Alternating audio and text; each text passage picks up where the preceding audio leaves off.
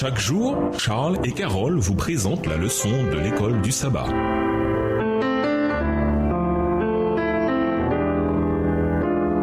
Bienvenue à votre émission. Dieu nous parle. Voilà la leçon de vendredi. Pour aller plus loin, nous sommes transformés par ce que nous contemplons. C'est là une loi de nature intellectuelle et spirituelle. L'esprit s'adapte progressivement aux sujets sur lesquels on lui permet de s'arrêter. Il devient semblable à ce qu'il prend l'habitude d'aimer et de respecter. Mais l'homme ne s'élèvera jamais plus haut que sa norme de pureté, de bonté et de vérité. Si le moi est son idéal le plus élevé, il n'ira jamais au-delà, ou plutôt, il tombera constamment de plus en plus bas. Seule la grâce de Dieu a le pouvoir d'élever l'homme. Abandonné à lui-même, il ne pourra diriger sa vie que vers le bas. Extrait du livre Le Grand Espoir, chapitre 34, page 407. Également dans le livre La Tragédie des siècles, chapitre 34, page 88. Ces deux livres écrits par Ellen G. White. Subtilement, imperceptiblement, presque de manière inaperçue, pour commencer, nos caractères et nos personnalités changent en fonction des graines que nous semons dans notre esprit. Semez de bonnes graines et vous produirez de bons fruits.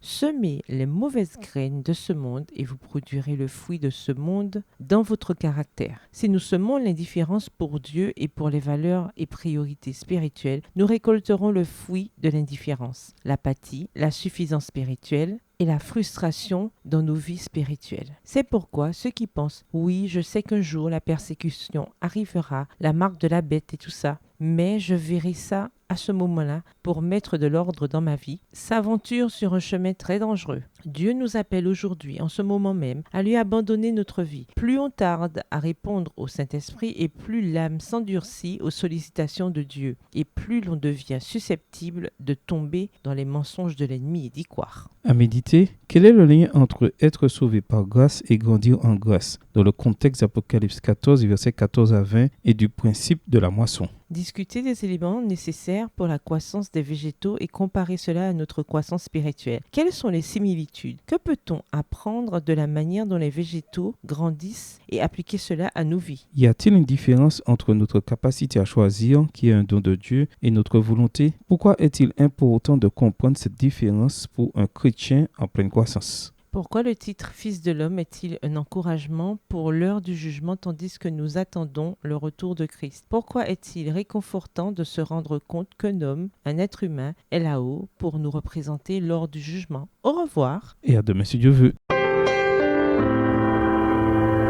Dieu nous parle. Chaque jour, Charles et Carole vous présentent la leçon de l'école du sabbat.